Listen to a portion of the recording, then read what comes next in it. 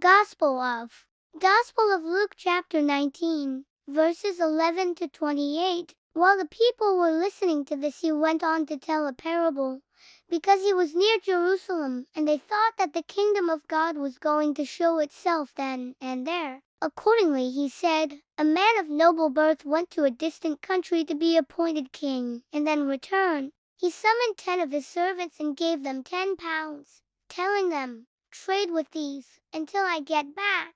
But his compatriots detested him and sent a delegation to follow him with this message, we do not want this man to be our king. Now it happened that on his return, having received his appointment as king, he sent for those servants to whom he had given the money, to find out what profit each had made by trading. The first came in. Sir, he said, your 1 pound has brought in 10. He replied, well done, my good servant. Since you have proved yourself trustworthy in a very small thing, you shall have the government of 10 cities. Then came the second.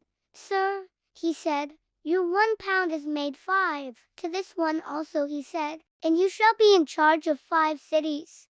Next came the other. Sir, he said, here is your pound. I put it away safely wrapped up in a cloth, because I was afraid of you. For you are an exacting man, you gather in what you have not laid out and reap what you have not sown. He said to him, you wicked servant, out of your own mouth I condemn you. So you knew that I was an exacting man, gathering in what I have not laid out and reaping what I have not sown? Then why did you not put my money in the bank? On my return I could have drawn it out with interest.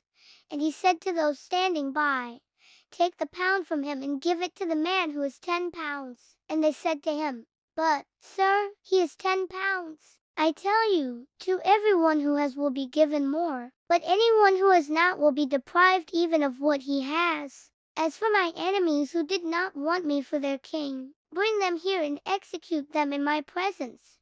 When he had said this, he went on ahead, going up to Jerusalem. Reflection of the Gospel. This parable reminds us that God entrusts each of us with gifts, our time, abilities, opportunities, and even our faith itself. The question is not how much we were given, but what we choose to do with it. The faithful servants acted with courage, trust, and initiative, turning a small gift into great fruit. The fearful servant, however, allowed anxiety and distrust to paralyze him. Jesus teaches that God desires active faith, a willingness to invest ourselves in his kingdom, even when uncertain or afraid. Growth happens when we step forward in trust, and the more we offer back to God, the more he multiplies within us. May we not hide the gifts he has placed in our hands, but use them boldly for his glory, confident that he rewards every act of faithful stewardship. Thank you for joining me today.